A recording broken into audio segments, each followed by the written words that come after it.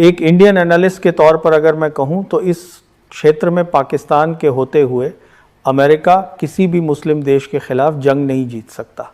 ये एक ऐसी सच्चाई है जिसे स्वीकार किए बिना हम मिडिल ईस्ट और साउथ एशिया की जियोपॉलिटिक्स को कभी नहीं समझ सकते। जब हम इतिहास के पन्नों को पलटते हैं और अफ़गानिस्तान से लेकर ईरान तक के हालातों का गहराई से अध्ययन करते हैं तो हमें एक ऐसा अंडरग्राउंड गेम दिखाई देता है जिसका असली खिलाड़ी पर्दे के पीछे बैठकर पूरी बिसात को कंट्रोल कर रहा था। दुनिया समझती रही कि अमेरिका सुपर पावर है, उसके पास सबसे एडवांस टेक्नोलॉजी है, सैटेलाइट सिस्टम है और दुनिया का सबसे बड़ा डिफेंस बजट है, लेकिन वे ये भूल गए कि जंग सिर्फ हथियारों से नहीं बल्कि स्ट्रैटेजिक डेप्थ, सबसे व्यवस्थित और सबसे खतरनाक वजह है वो पाकिस्तान है। अमेरिका ने अफगानिस्तान में पूरे 17 से 20 साल तक जंग लड़ी, खरबों डॉलर्स पानी की तरह बहाए, अपने हजारों सैनिक मरवाए, लेकिन आखिरकार उसे वहां से जिस अपमानजनक तरीके से भागना पड़ा वो इतिहास का हिस्सा बन चुका है। दुनिया हैरान थी कि कुछ हजार तालिबान जिनके पास न कोई एयरफोर्स थी, न टैंक थे और न ही कोई आधुनिक कम्युनिकेशन सिस्टम था, उन्होंने दुनिया की सबसे बड़ी मिलिट्री पावर को घुटने टेकने पर कैसे मजबूर कर दिया। इसके पीछे की असली कहानी वो है जो मुख्य धारा का मीडिया कभी खुलकर सामने नहीं लाता। इसके पीछे पाकिस्तान की वो स्ट्रैटेजिक पॉलिसी थी जिसने अमेरिका को अंदर से खोखला कर दिया। जब अमेरिका ने 9/11 के बाद अफगानिस्तान पर हमला किया तो उस समय पाकिस्तान के प्रमुख जनरल परवेज़ मुशर्रफ थे।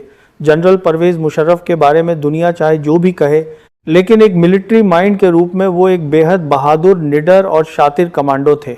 उन्होंने ऊपर से तो अमेरिका का साथ देने का नाटक किया क्योंकि उस समय पाकिस्तान पर सीधे हमले का खतरा था, लेकिन पर्दे के पीछे उन्होंने एक ऐसी चाल चली जिसने अमेरिकी पेंटागन के होश उड़ा दिए। पाकिस्तान के रास्ते जो भी अमेरिकी लॉजिस्टिक सप्लाई, कंटेनर्स और आधुनिक हथियार अफगानिस्तान जाते थे वे रास्ते में ही गायब होना शुरू हो जाते थे। कराची के बंदरगाह से लेकर तोरखम और चमन बॉर्डर तक हजारों ऐसे कंटेनर्स थे जो कभी अपनी मंजिल तक पहुंच ही नहीं पाए। इन कंटेनर्स में नाटो का वह संवेदनशील और एडवांस हथियार होता था जिसकी मदद से अमेरिका ने तालिबान का सफाया करना था। लेकिन हैरान करने वाली बात यह है कि वहां बातें जाने वाली बात क्या है, हथियार रास्ते में ही गायब कर दिया जाता था। ये कोई आम चोरों या डाकुओं का काम नहीं था, बल्कि ये एक बेहद व्यवस्थित और सरकारी स्तर का ऑपरेशन था जिसे पाकिस्तान के शक्तिशाली वर्ग का पूरा समर्थन हासिल था। सोचने की बात यह है कि उस समय अफगानिस्तान के अंदर तो तालिबान इस स्थिति में थे ही नहीं कि वे पाकिस्तान के अंदर आकर अमेरिकी सप्लाई लाइन को इस तरह निशाना बना सकें या पूरा का पूरा कंटेनर गायब कर दें। हकीकत तो यह है कि अफगानिस्तान की धरती पर तालिबान के नाम पर असली जंग पाकिस्तान की सेना और उसकी इंटेलिजेंस एजेंसियां ही अमेरिका के खिलाफ लड़ती रहीं। पाकिस्तान का स्ट्रैटेजिक इंटरेस्ट ये था कि तालिबान को किसी भी कीमत पर ख़त्म न होने दिया जाए, क्योंकि तालिबान को बनाने वाला, उन्हें पालने पोसने वाला और उन्हें एक संगठित ताकत में बदलने वाला खुद पाकिस्तान ही था। पाकिस्तान ये बात अच्छी तरह जानता था कि अगर अमेरिका अफगानिस्तान में हमेशा के लिए बैठ गया और वहाँ एक ऐसी सरकार बन गई जो भारत और अमेरिका के इशारों पर चले तो पाकिस्तान दो मोर्चों के बीच फंस जाएगा। इसीलिए पाकिस्तान ने डबल गेम खेला। एक तरफ वो अमेरिका से डॉलर्स लेता रहा और दूसरी तरफ उसी पैसे और उसी लूटे हुए अमेरिकी हथियारों से तालिबान को मजबूत करता रहा। अमेरिका तड़पता रहा, लेकिन पाकिस्तान ने अपनी पॉलिसी नहीं बदली। पाकिस्तान की सेना ने इस क्षेत्र में अमेरिका को वो जख्म दिए जिसका इलाज आज भी वॉशिंगटन के पास नहीं है। बिल्कुल यही स्थिति आज हमें ईरान के मामले में भी दिखाई दे रही है।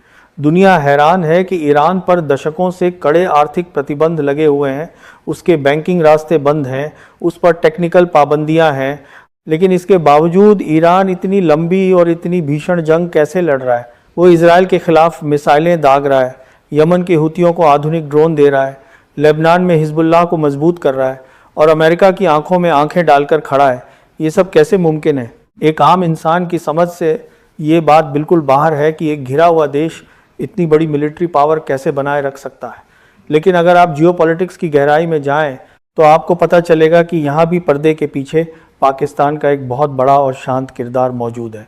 पाकिस्तान किसी भी कीमत पर यह बर्दाश्त नहीं कर सकता कि अमेरिका और इजराइल इस क्षेत्र में आकर पूरी तरह कब्जा कर लें और मुस्लिम देशों को एक एक करके तबाह कर दें। पाकिस्तान की जियो स्ट्रैटेजिक लोकेशन ऐसी है कि वो पूरे रीजन का गेटवे है। ईरान का पड़ोसी होने के नाते पाकिस्तान कभी भी ईरान के पूरी तरह ख़त्म होने या वहाँ अमेरिकी प्रभाव वाली सरकार के बनने की इजाज़त नहीं दे सकता। पाकिस्तान जानता है कि अगर ईरान का किला ढह गया तो अगला निशाना पाकिस्तान का न्यूक्लियर प्रोग्राम होगा।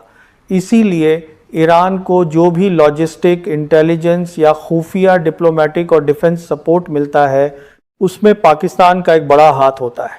ईरान और पाकिस्तान के बीच सीमाएं इतनी लंबी और पहाड़ी हैं कि वहाँ से क्या कुछ ट्रांसफ़र हो जाता है ये सिर्फ दोनों देशों की एजेंसियां ही जानती हैं। अमेरिका और इजराइल जितना चाहे ज़ोर लगा लें, वे ईरान को इसलिए नहीं झुका सकते क्योंकि ईरान के पीछे एक ऐसी दीवार खड़ी है जिसका नाम पाकिस्तान है। एक भारतीय पत्रकार होने के नाते मुझे ये मानने में कोई झिझक नहीं है कि पाकिस्तान की मिलिट्री डॉक्ट्रिन और उनकी पॉलिटिकल शतरंज की चालें दुनिया की बड़ी से बड़ी सुपर पावर्स को भी मात दे देती हैं। अमेरिका ने वियतनाम में हार का सामना किया, लेकिन वो उसकी अपनी गलतियां थीं, मगर अफ़गानिस्तान में अमेरिका को जो हार मिली है वो पाकिस्तान की स्ट्रैटेजिक प्लानिंग का नतीजा थी। अमेरिका ने सोचा था कि वो पाकिस्तान को डराकर या लालच देकर अपने मकसद के लिए इस्तेमाल कर लेगा, लेकिन जनरल मुशर्रफ से लेकर बाद के कमांडरों तक सबने पाकिस्तान के नेशनल इंटरेस्ट को सबसे ऊपर रखा। उन्होंने अमेरिका के हथियार भी इस्तेमाल किए, उनके डॉलर्स भी लिए और उन्हीं हथियारों से अमेरिका का शिकार भी किया।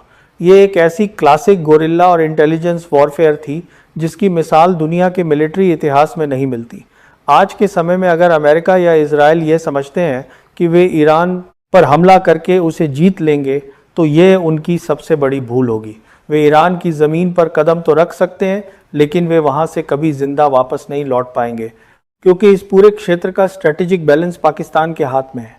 पाकिस्तान के पास वह परमाणु ताकत और वह पारंपरिक सेना मौजूद है जो किसी भी विदेशी दखल को इस क्षेत्र में नाकाम करने की ताकत रखती है। पाकिस्तान का साफ रुख है कि वो क्षेत्र में किसी तीसरी ताकत, खासकर अमेरिका और इजराइल के दबाव को स्वीकार नहीं करेगा। इसीलिए जब तक इस क्षेत्र में पाकिस्तान का वजूद है, अमेरिका यहाँ के किसी भी मुस्लिम देश के खिलाफ कोई भी बड़ी जंग कभी नहीं जीत सकता।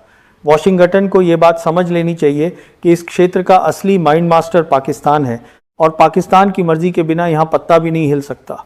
अमेरिकी जनरल पेंटागन में बैठकर जितने चाहे नक्शे बना लें, जितने चाहे कंप्यूटर सिमुलेशन कर लें, और यही इस क्षेत्र की सबसे बड़ी और कड़वी सच्चाई है। अमेरिका ने जब 9/11 के बाद अफ़गानिस्तान पर हमले का फैसला किया तो उस समय के अमेरिकी राष्ट्रपति जॉर्ज बुश और उनके डिफेंस एक्सपर्ट्स का मानना था कि यह जंग कुछ हफ्तों या महीनों में ख़त्म हो जाएगी।